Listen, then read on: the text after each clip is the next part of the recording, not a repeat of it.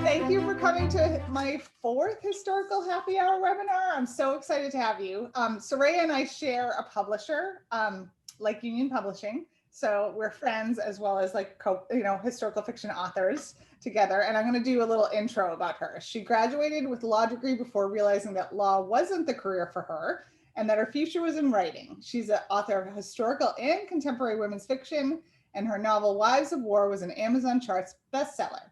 Soraya lives on a small farm in her native New Zealand with her husband, their two young sons, and a collection of four-legged friends, which sounds so amazing. When she's not writing, she loves to be outside playing with her children or snuggled up inside reading. For more information about Soraya and her books, visit sorayalane.com. Okay, so jumping into the questions, and then I will take questions from the audience. But I didn't realize when we scheduled this that it's the anniversary of the Dunkirk evacuation. Today? That's today. That's amazing. Yeah, so it's from today until I think it's either the 4th or 6th of June. So it did take place over some weeks there. So it's hard to know whether to celebrate the day it started or the day it ended. Yeah, unbelievable. So so speaking of Dunkirk, tell us about the inspiration for your latest novel, which just came out, which I loved, The Secrets We Left Behind. Yeah, so I've got the new book just here so everyone can see it. So yes, so basically what happened is, I know many of you will have watched the film Dunkirk, and although I've been researching World War II history for some time, it wasn't necessarily a part of the war that I had read extensively about. And the biggest thing for me was I loved the film. It was absolutely incredible, and I think most of you who have seen it would say the same. But the biggest thing for me was I watched it and finished the film and thought, there were all men. There were no women in the film. In fact, I don't remember seeing really any women at all.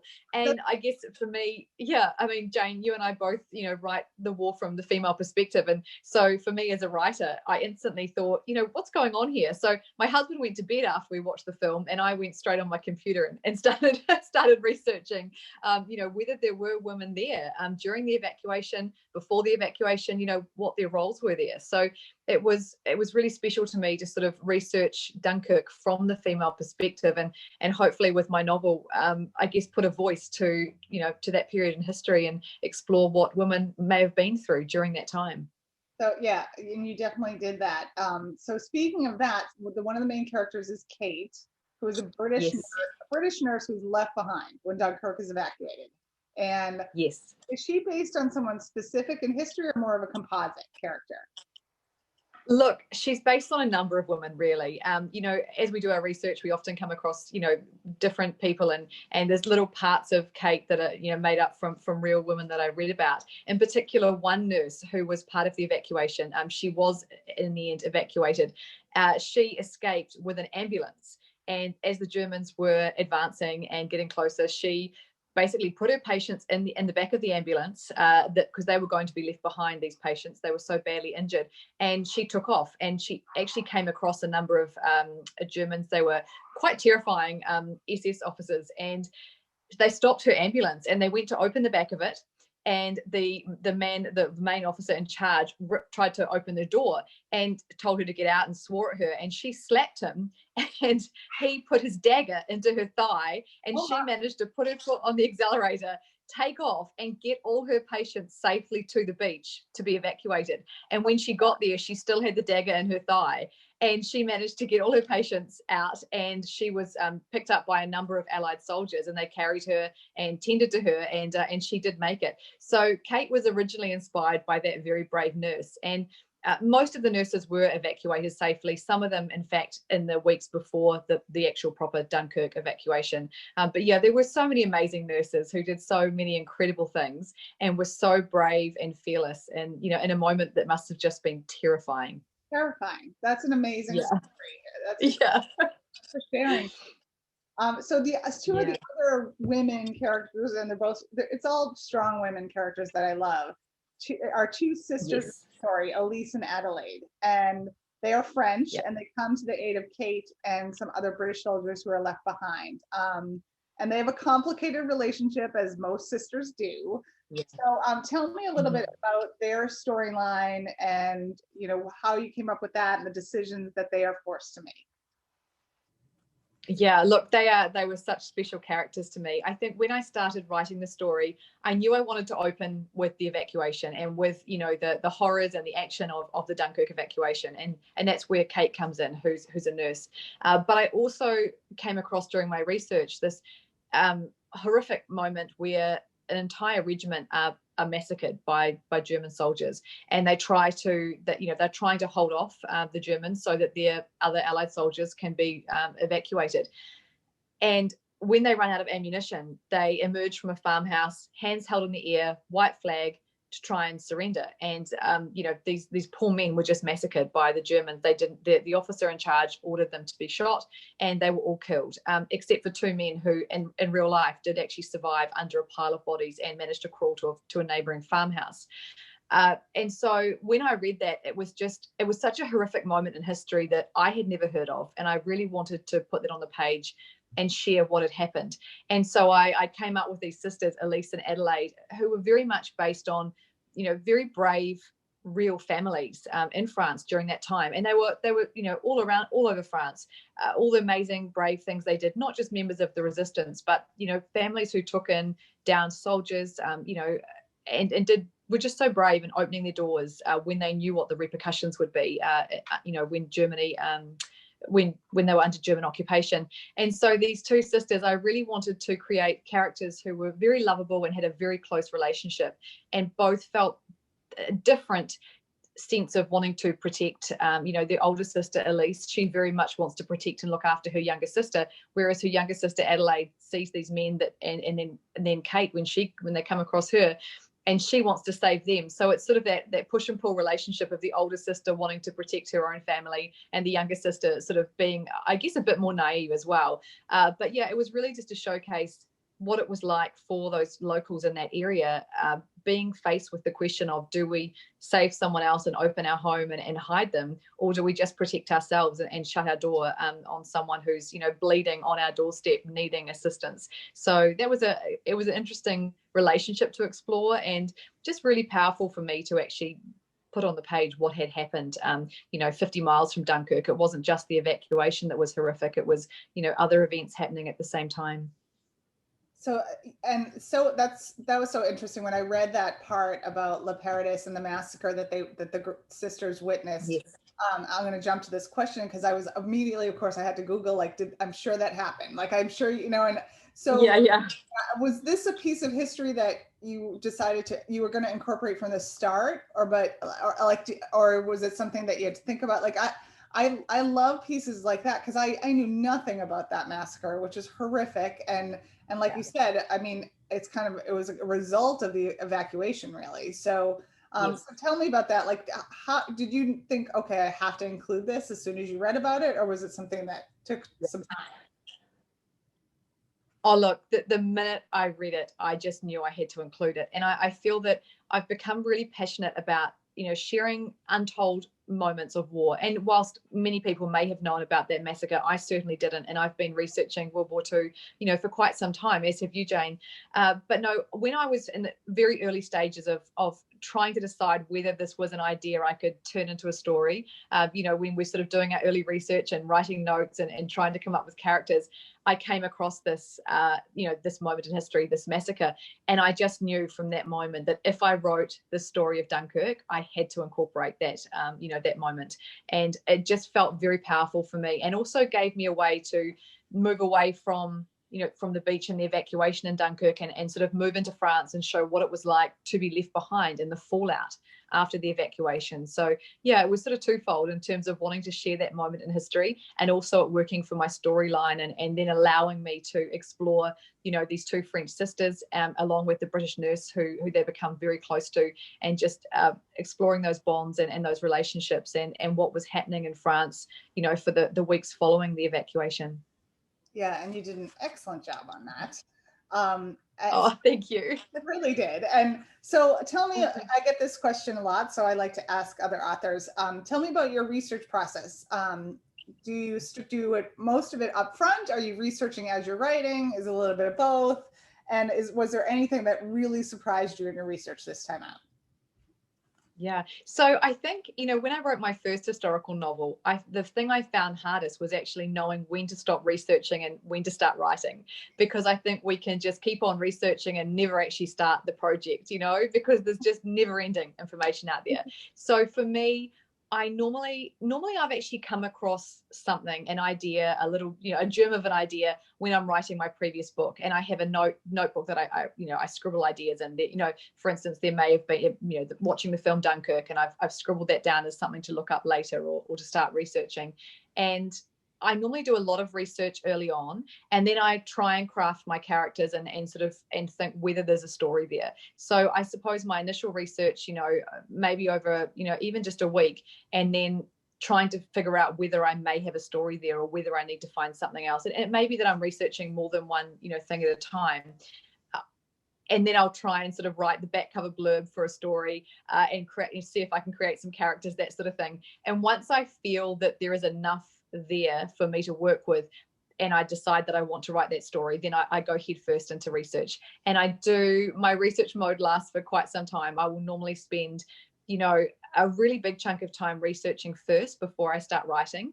And then I do normally I can see a story and what happens in the early scenes. So I'll normally start writing that. But honestly, there's barely a day that goes by that I don't stop to research something, whether it's looking up, something that happened on the particular day I'm writing about, whether it's cross-referencing something, or just realizing I need to go deeper into my research. So I think, yeah, absolutely, it's twofold. It's a lot of research in the beginning, and then it's also a lot of extra research along the way. And even at the end, at the editing stage, my editor might, ask me specific questions and ask me to expand on something. So then I'll go back and actually do more in-depth research. So it's never ending. I'm sure you find it the same. It just never ends. Our process is similar because I like to have a big chunk done before I start writing, but then it's like you said, it's constant. It's like, okay, I need like restaurant menus from 1942 or, things like that come up that you want to get them right. So it's a constant process for me as well. So very interesting. So definitely.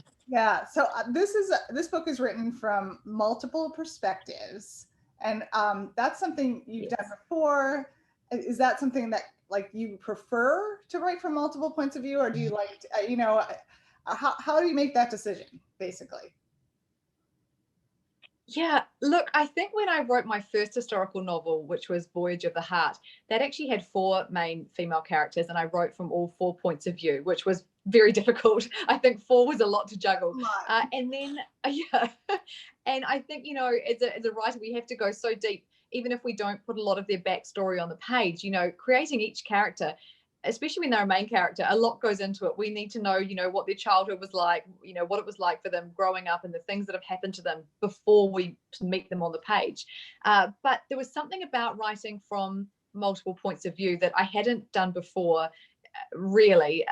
It just felt right for me. I think I like exploring friendships, female friendships, or perhaps the bond between sisters at the same time as exploring, what's happening in the war and what's going on in that particular moment. So I don't know, it just feels natural for me. I mean, I'm actually more scared of writing a book in a single point of view now than I am writing, multiple points of view, because I think this is my 7th historical novel, and they've all had either 3 or 4 points of view, mainly 3. And it just feels natural to me. I think when I come up with my characters, in my mind, I'm always trying to come up with 3 very distinct women, and with different stories of their own, and how they're going to relate to one another. And I really like going deep with all 3 of them. So it sort of makes sense to me to do, each chapter is in a different point of view, and we sort of, I feel that rhythm is very instinctual to me now. And so it just feels right to balance those points of view. Yeah. Very cool. Very cool. And well, you do that really well too. So this is another question I get. So there's in writing, and I'll explain, there's plotters versus pantsers. And for those of you who don't know, there's authors who write by the seat of their pants, and there's authors who write and they plan everything out and they plot it out and map it all out. And so which one are you? Okay, so I have been writing for 10 years now, published for 10 years. I was a pantser. I wrote everything by the seat of my pants. I just sat down, opened my laptop, and just started writing. And that was the way I was for years. But I was also writing contemporary fiction. And there is something different about, creating characters in your mind that, could be you or I, that, they think like we do, they live in the same time we do. I mean, I would always research, where the book was set, but, that might take a few days, not months.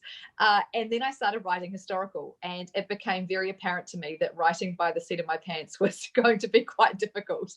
I did try to do that. I mean, I always have an outline, normally a couple of pages. And, I always knew what had to happen in the beginning, the middle, and the end. But writing multiple points of view and also writing about history, it was just so hard to juggle. And, even though I do write every day, I would just get muddled, trying to remember, trying to piece everything together. And so my editor actually said to me, it's time to start, becoming a plotter. And I was kicking and screaming, hating the idea. And it was very unnatural to me to start with. But I'm a real advocate for plotting now. I mean, if I was to sit down and write a contemporary novel tomorrow, I would love the joy of just sitting there and writing it without planning it out. But there is something amazing about actually plotting out, not only the historical events, but also the, just my characters, how they interact together, not only what's happening at that moment, but I guess it's planning each character arc out, as well as, as what needs to happen during the war and what needs to happen during the story. So I'm very much a plotter, and I do a chapter by chapter outline now. So, and I send it to my editor, and we normally go back and forward on that outline, which is far less painful than her telling me something doesn't work after I've written the whole book. Oh, wow. So I generally do 2 paragraphs per chapter now. And I mean, look, I can deviate from it. I don't need to stick to it perfectly, but I actually find there's something wonderful about sitting down each day to start writing and knowing what needs to happen in each chapter. And I feel that it's made my book stronger and allowed me to, I think, just maybe go deeper in my characters, because I've spent longer thinking about them and what needs to happen in each chapter. So it's working for me for now. Yeah, that's so funny. That's really nice that you collaborate to that level with your editor too. I don't do that. I just kind of send in the manuscript and cross my fingers. So And look, I still do that. I mean, I send it off, and it's terrifying sending that book off. Yeah. But I've worked with my editor now for so many years, and I think since 2014. And I just feel that, we have established a very close relationship now, and, we do send each other emails back and forward, and we're very friendly. And when she said that when she asked me whether I would consider doing that, I thought, why not? Why not let her, see the early stages and have that perspective at that point to say to me, I think you need to do a little bit more on this character, or, you haven't really had enough of something happening. And it's great to actually make changes to that outline and work collaboratively on that. And then, when I actually start writing it, it just feels like I know what she expects and she knows what to expect from me. And I can actually just enjoy the process.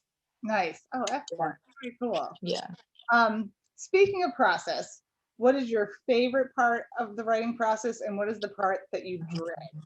What's the part you hate?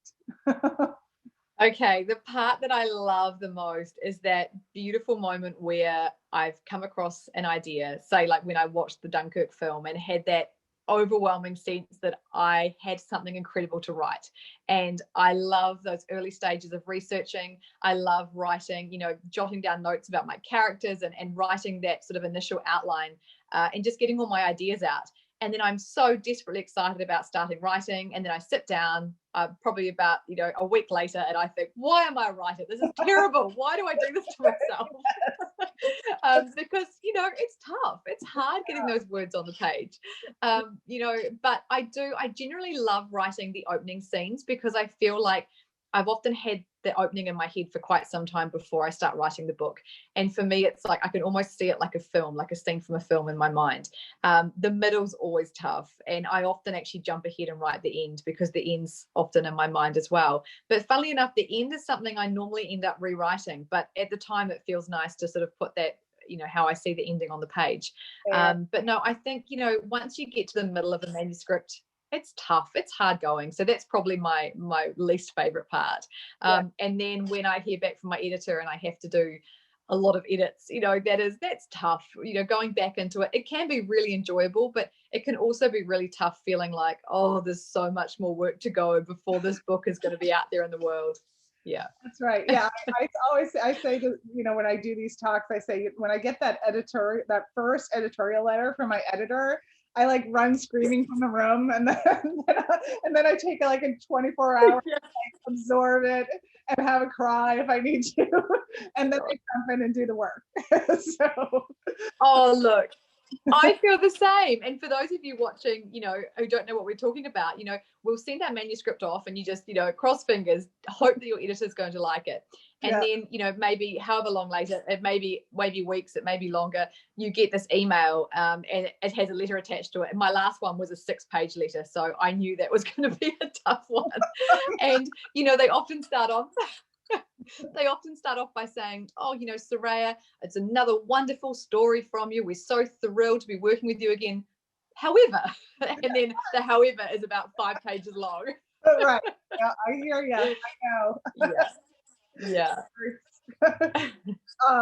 Okay, so our fellow Union author and friend Elizabeth Blackwell, who also writes historical fiction, we were texting today, and she said, "Yeah, you have to ask her how she writes historical novels so fast." And I'm like, I will definitely ask her that, because you are a speedy writer.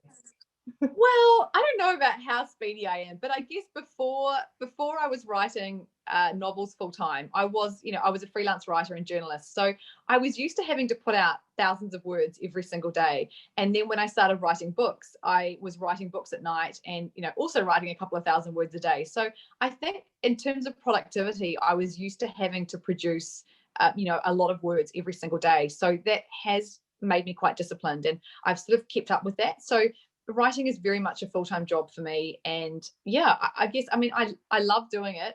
Some days I don't like it, but I'm used to getting those words on the page. And I think that, normally it probably looks like it could be fast, but there are, like I was just actually saying to you earlier, Jane, I had an 19 month delay between 2 of my books, between 2018 and 2020. So, my publisher is catching up on publishing those novels, I think. So they've actually been written, for some time. But no, I guess, I write generally 2,000 words a day, and I'm very strict about that. And I think the ideas thankfully just keep coming. So I just, I just write as much as I can. So there's no secrets there really, except for just making sure I get to my desk and do the words. Yeah. Elizabeth Blackwell and I bow down to you, because we're a little slower. So, but she said to stay home. Thank you. And that's lovely. And someday we'll all meet in person after all this pandemic stuff is done. So yes, what advice do you have for fiction writers that are just starting out? Because that's another question I get a lot. Yeah, look, I think, it's different now than when I first started. I have been published for 10 years now, and I spent 7 years before that trying to get published and writing as much as I could. So, back then we had to mail off a manuscript to a publisher or to an agent and, hope that you were going to get a return mail. You used to put a stamped self-addressed envelope in there with the manuscript when you sent it off. Thankfully times are different now, and it's a lot easier and less expensive to send manuscripts out. But I think the biggest thing for me is that, it's hard when you're writing and you're not published, and you're trying so hard, and, and you're submitting material to publishers and agents and so forth. And I truly believe that those 7 years I spent writing and not being published were my apprenticeship years. And, just like, someone may go to university for 4 years to study for the job that they want. I truly believe that the more we write, the better we become as writers, and we find our own voice as well. When I first started out, I was probably not that I realized at the time, but I was probably trying to sound like the authors I loved. And, you're developing your writing style. And when I look back now, they weren't great. They were terrible. It's why they're not published. But, by once I'd written a few manuscripts, I really found my own voice. And I do encourage everyone, even if you can only write for 10, 15, 20 minutes every day, just try and get those words on the page every day, because I think it's like it's a muscle we have to exercise. And Absolutely. The more we write, the better we become. Yeah. And the more we develop our voice and our own style. I'm personally happy that I didn't have the option of self-publishing back then, because I thought I was incredible. You know, I was in my early 20s. I thought everything I wrote was amazing, and it wasn't. So I'm pleased that I wasn't able to just upload and publish those books because they weren't ready. So I think self-publishing is amazing, and I certainly have enjoyed doing it, you know, in the past as well. But I truly believe that we need to set a manuscript aside, you know, employ a developmental editor, someone else to look at it, who is a professional, and that's what they do, and really listen to their opinion, and to what they tell you about it, and really just keep putting in the work, and don't be afraid to move on to the next manuscript and the next idea. It doesn't have to be the first book that sells. I mean, for me, it was my 7th novel. It certainly wasn't the first one. So yeah, I would just say to keep writing, and if you are already writing and you're creating stories and writing a manuscript, you are so much closer to being published than someone who just says they want to be a writer. I think there are so many people who say, I want to write a book or I want to be an author, but they're not actually putting the work in. So if you are writing and you are dedicated to your craft, you know, I truly do believe it will happen. And I also think another great tip someone gave me was to, you know, look in your you know, favorite authors or books in the same genre you want to write in, you know, read the acknowledgements at the back, see, you know, whether they're crediting a specific agent, you know, and try and target that agent and send out query letters. Yeah, that was something that certainly was useful to me, to actually see who my favorite authors were, you know, who the agents were and who they were published by as well. Oh, that's all excellent advice. And I think one thing I say too is, like, I like every author I know has manuscripts, has partial manuscripts in drawers that will never see the light of day. And I always say, like, none of that is a waste, because you're getting better. Like, you're improving with each one. So I always say, like, it's not, it may feel like, oh, what am I doing? But you're like you said, you're working that muscle, you're practicing, and it's not a waste of time at all. So absolutely. Yeah. Yeah, so I have a couple more questions, and then all these questions are coming in. So I want to have time for some of those too. Great. So for a reader that is just getting to know you, which one of your books do you recommend they read first? Oh, that's actually a really tough question. Look, I think my favorite book is often the one I've just finished writing. If you were only going to read one book of mine, I would actually say my latest one, The Secrets We Left Behind, because I think there's something I just feel like it's my most powerful story. I don't know whether it was because I wrote it during the pandemic and, you know, all the things that were going on in the world last year. 2020 was a tough year, and I think I really dug deep in terms of writing a really emotional story that was really powerful to me. So yeah, I would probably say I'd pick my current one, but then again, I know a lot of people have enjoyed reading my very first book and you know, and going through all of the stories like that. So but no, if I had to pick one, I would say read my latest one, and if you enjoy that, then I think you would enjoy the others that I've written as well. And actually that's okay, so that's an excellent answer, and that piggybacks on this question. Which one of your books was your absolute favorite to write, and why? Do you think it's this one because it's your latest one, or do you think, is there another one that's like has a special place in your heart? No, do you know, I think it's this one. There was something about this story that just felt so powerful to me, and not just because it's my latest one. I mean, the first historical novel I ever wrote is very special to me because it introduced me to this genre and made me fall in love with it. But I do think that this one is my favorite if I had to pick. My other favorite is actually Hearts of Resistance, which is a book came out. I think that one came out in 2018, and that also felt very powerful to me. I think because of the storyline and because of the family that was involved and what happens to one of the characters in particular, that also did feel very powerful to me as well. Yeah. Good to know. So I was going to ask this question before I take questions here, but Carla asks, tell us about your next book that's coming out, which is already written. Again, so impressive. Yeah, it is written. So I actually have to send hopefully my final developmental edits through today on my next novel. So it was nice to actually have this break and be able to talk today. So my next novel is Under a Sky of Memories. We've just had the title confirmed, and it's coming out January 11th. And that is actually it's a really interesting story. Once again, a moment in history that I didn't know about. So it's actually about a plane full of American nurses, medics, and the 3 pilots that are on board who crash in Albania. during World War II. And the files on that were classified for many, many years. In fact, I think it was 60 years even, from memory, if not longer, because Albania was under communist rule and there were many things at play there. So they kept the file classified. And so the story is about these incredible women. In my case, I'm focusing on three nurses in particular who crash in Albania, enemy territory. Germans are there as well, and just the incredible story of survival and how these nurses actually make it back to America, which, against all odds, they managed to survive. So it was a really great story to research. It was very fun. Amazing. Oh, yeah. I never heard of that. That's amazing. And yeah. So I am going to, I've got so many questions here. If people have questions, you can put them in the Q&A or put them in the chat. I'm going to start with the ones in the chat. Barbara Khan, okay. Hello, Barbara, asks, what do you do when you're struggling with the story? Do you go for a walk, take a bubble bath, or go out in the woods and scream your head off?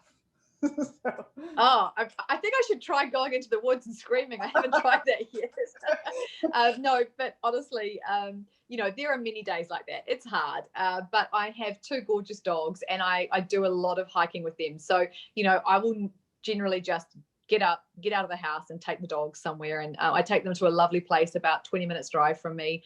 They can swim and run, and it always makes me smile just being out and seeing them being silly and having fun. So, and I think it does me good to have some fresh air and some exercise too. So that would normally be what I do.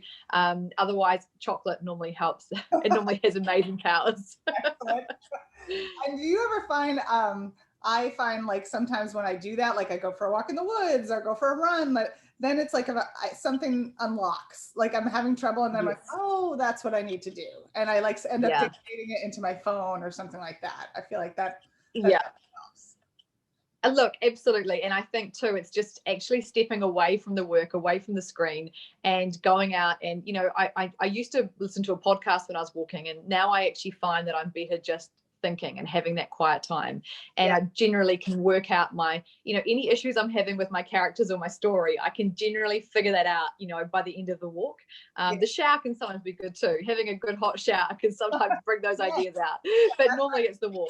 Yeah, it's so funny. Like the subconscious kicks in and you kind of figure it out. That's so good. Sharon Person asks, did you ever have an idea for a book that you gave up on because in your research you couldn't find out enough background information? And she says this is for both of us. So you go first.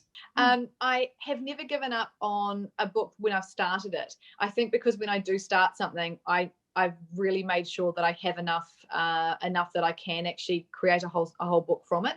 But I've certainly given up on ideas that I thought might have had merit, but I haven't been able to find out enough. But it's not that I've given up on them. It's just that something else has felt more powerful, or I've had the urgency to write something else. So I do have a book full of scribbled ideas that I will go back to.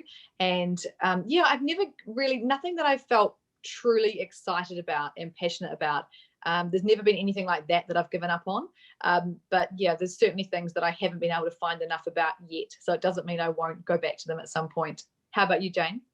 Yeah, so for me, I actually this summer was working on something that I thought was going to be my next project, and it wasn't that there wasn't enough. And I'm gonna like not share because I'm superstitious, but it wasn't that there wasn't enough out there. It's just that I couldn't find my way into the story, if that makes sense. I just couldn't see the arc of the story.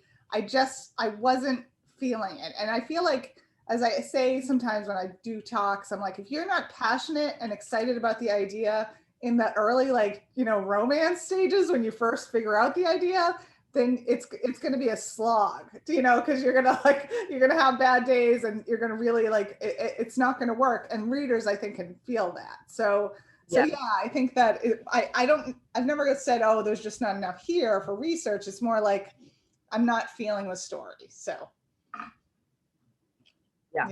Yeah. Oh, look, and I feel the same. If we're not excited and passionate about it in those early stages, it's going to fall flat. We have to love it. And I think we have to feel, Yeah, absolutely. Yeah. Let's see. Oh, someone said, oh, Soraya, I love your inspiration pictures that you showed for your characters since I'm reading. Oh, yeah. I saw those. That was awesome. Denise asks, did you rework the stories that you wrote in your first 7 years aka apprentice years, to get them published later? Or are those still in the No, that's still in the drawer.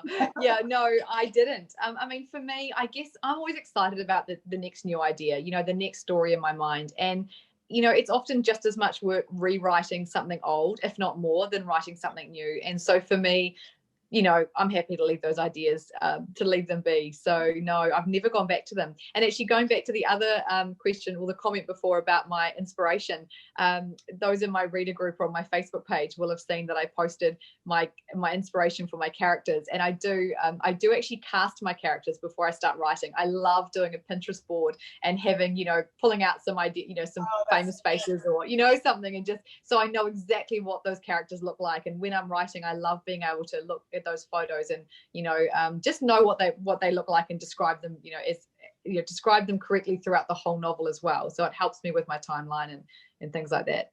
Oh, yeah. Very cool. On that note, like in terms of visuals, do you have Christine Mott? Hello, Christine. She's like such a loyal webinar attendee. Do you have any input on your covers? They are gorgeous. She loves the covers and she wants to know like what kind of input you have. Yeah, look, I love the covers too. I always say I've been blessed by the cover gods, so I'm very happy with my covers. But you know, it depends. Not all covers, but most of them, I tend to get sent sort of some mock-ups, and I often get to choose between, you know, say 2 or 3 cover options. They may be completely different options, or they may be variations of the same one. With the last few, my editor has actually sent me some cover models and said to me, you know, do you want to shortlist, you know, your favorite 2, or tell us which ones look most like the characters and how you see them in the novel. And I really love that, because it means a lot to me that you can look at the cover and feel that it represents one or more than one of the characters in the story. So yeah, so that is great being part of that. And you know, there are things that I don't get to say in, you know, the size of the font and things like that. But normally that main cover model is someone that I have, you know, that I've chosen or have, you know, chosen as one of my top 2 or something like that.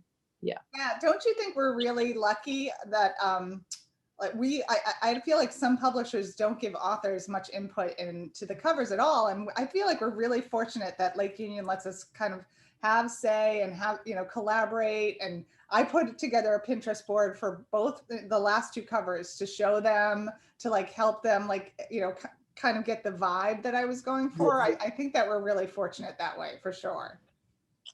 Yes, and I do the same thing. I always send them my Pinterest board, the link to that, so they can see my inspiration and see what I had in mind.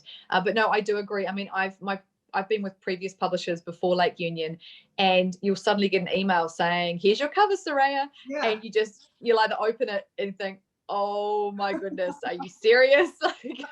Or, you know, you might like it, but at the end of the day, they don't care. They just send it to you and say, "This is the cover." So I do feel really fortunate that to have any input, to be honest. I think it's wonderful that it is more collaborative. Yes, so lucky that way, for sure.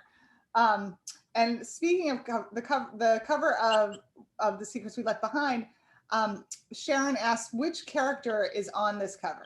Which one is it? Okay, I have a guess. So yeah, what's your guess, Jade? I think it's Adelaide. Is it Adelaide? Yeah, so I've had a reader message me and say she thinks it's Cate, and I actually agreed with her, because when I looked at it, I realized that it looks like Cate perhaps approaching the farmhouse, you know, where the sisters are. But in my mind, it was Adelaide. It was the younger sister. So she was sort of the blonde model that I, you know, when I first looked at the cover models, she stood out to me as Adelaide. But at the same time, I think there is a nice element that it could be Cate, because it feels like it could be her, you know, approaching their house. So yeah. Yeah, and when I think sometimes I kind of prefer covers where they don't show the person's face, because it kind of there's that element of mystery. And I think when I'm reading a story, I like to kind of picture it in my, like, the characters in my mind and not have any kind of influence. So yeah, I like that. I love your cover. This one's a beautiful one. They did a beautiful job. Yeah, so in the past, we have actually had a woman's face, you know, looking straight out from my covers. But my editing team sort of said that they felt that, you know, they really like the idea of moving away from that, to still have that one main cover model, but to have either a side angle or see her from behind, which seems to be quite popular in women's fiction right now. So it is a slightly new look for me, but it is, yeah, I love this cover. It's really special. Yeah. Yeah, it's funny. This last cover for the Secret Stealers, it was not. I didn't choose a model but for the Beantown girls, there was 3 models, and you see their faces kind of at a side angle, but you see their faces. So I chose 3 models to represent Fiona, Viv, and Dottie. And so when I sent the models, like, you know, they send like these gorgeous, like, you know, like portfolios of these models, and my husband's like, they're too hot. They're too good looking. They don't look like Red Cross girls. And I was like, I had to like talk them off the ledge. I'm like, I think it's going to be fine. Like, they're going to be fine. They're going to like style them up and make them look like Red Cross girls. And it turned out okay, but he was stressing me out, and I had to like call my editor, and she assured us that it was not, they were not going to look like, you know, in their bikinis in the clubmobile. Yeah. And look, actually, it's both your covers too, Jane. I mean, I've loved both of them. I mean, you know how much I love The Secret Stealers. The book itself was just fantastic. It's one of my favorites. But yeah, both your covers do have a different feel. Like you say, you can sort of see the faces on, you know, the women and the Beantown girls, and that is such a cool cover because it really shows, you know, something from the story and how they, you know, how they looked, and you know, it's fantastic. But I also love that mysterious element on your Secret Stealers cover, because it is that, I think it really represents that whole, you know, espionage kind of thing, doesn't it? Yeah, I think I was trying to go for that espionage spy thriller vibe. And although the first composite, like the first one of that cover that they sent me, the sample, it was like just kind of this blob person, like Night of the Walking Dead zombie. Like, it was not like, can you make it look like a woman? Like, you know, give her some curves, and like, you know, we know that it's but we got it. We figured it out. Oh, you definitely got there in the end. Absolutely. Yeah. So I'm going to take a couple more questions if anyone has any more. Another one from Sharon. Thank you for asking all these questions tonight, people.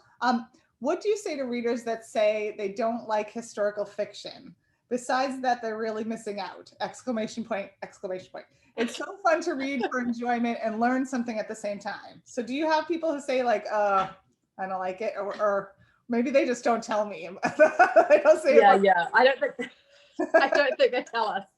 Do you know, actually, I torture myself and read most of my reviews, and one that recently came through said that, you know, she'd never read historical fiction and she would never have believed that she'd ever pick up World War II, and that she was so surprised. She loved the story and she was going to look for more, and that is so special to me. Like, that is just, you know, that means a lot. But I do think I think for someone who doesn't read historical fiction, I'd say the best thing we can say to them is tell them one of our favorite authors or one of our favorite stories, and just give one book a go. Because I do think that if you love reading and you love, you know, women's fiction in general, I think that most people are pleasantly surprised when they do try, you know, and read historical, and not just World War II. I mean, there are so many incredible historical novels that you know, people can read. So yeah, I think you and I are probably interacting with the people who do love historical fiction, so we're probably not coming across them. That's right. And but that's great, because you won that reviewer over, right? Like, that's, you know, she's converted to liking it. Yeah. And on that note, Nancy Smith has a question for both of us. Please share your favorite authors. Who's your favorite authors, or some of them? Oh, you go first, Jane. I know, it's so hard. So I have like so many. I have too many to say, but since we were talking about historical fiction, one book that I just fell in love with years ago was The Other Boleyn Girl by Philippa Gregory. Oh, yes. I adore her, and I adore that book, and still adore that book. I feel like I want to get my daughters to read it. They're kind of at a good age for it now. That one just blew me away. Yeah. Oh, look, that is absolutely a great choice. And I think, you know, talking about historical fiction that we love, or, you know, for me personally, I read The Bronze Horseman by Paulina Simons. And that for me was so powerful, and that actually converted me, or, you know, showed me the genre of World War II fiction. So that was really special to me. But in terms of authors I'm loving reading right now, I mean, obviously loved your book, Jane. I adore The Secret Stealers. And I also love Chanel Cleaton as well. I adore her Cuba series. I'm actually just reading the next one that just arrived in the mail. You know, and I've just actually, there's so many authors, I can't even think. Suddenly, you know, it's like when you're asked who your favorites are. I'm trying to like think. I go complete. Yeah. Well, so I go completely blank. Pam Janoff I had on last month, and I love her books are beautiful, just gorgeous. Yes.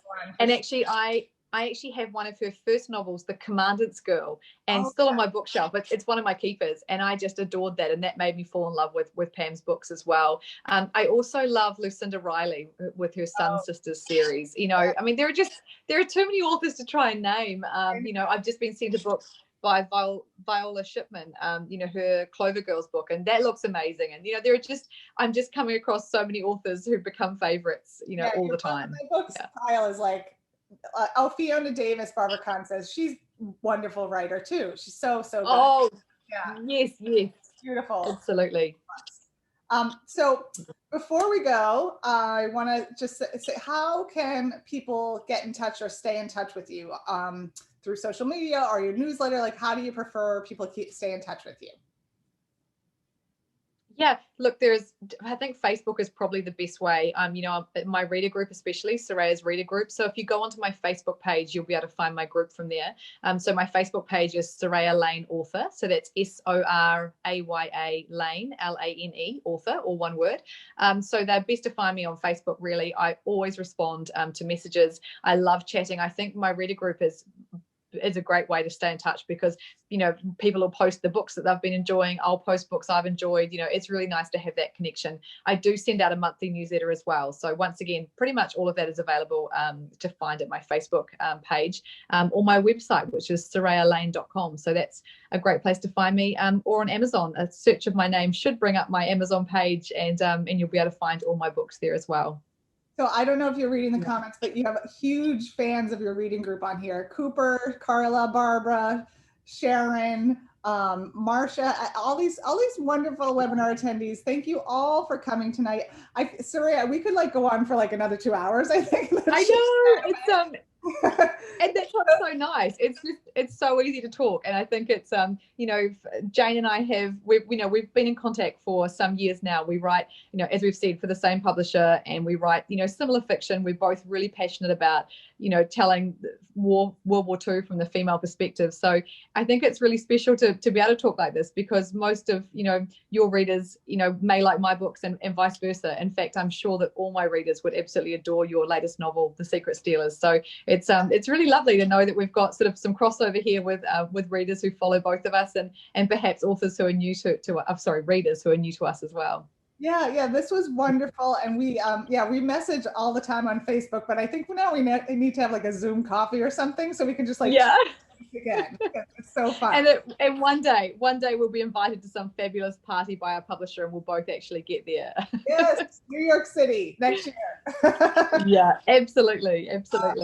Thank you again, and thank you to everyone who came, and all your wonderful questions and comments. And I will see you on Messenger, on Facebook Messenger. Thank you so much, Soraya, for coming tonight. Definitely. Thank you so much, Jane. It's been great. Bye-bye. Thank you, everyone.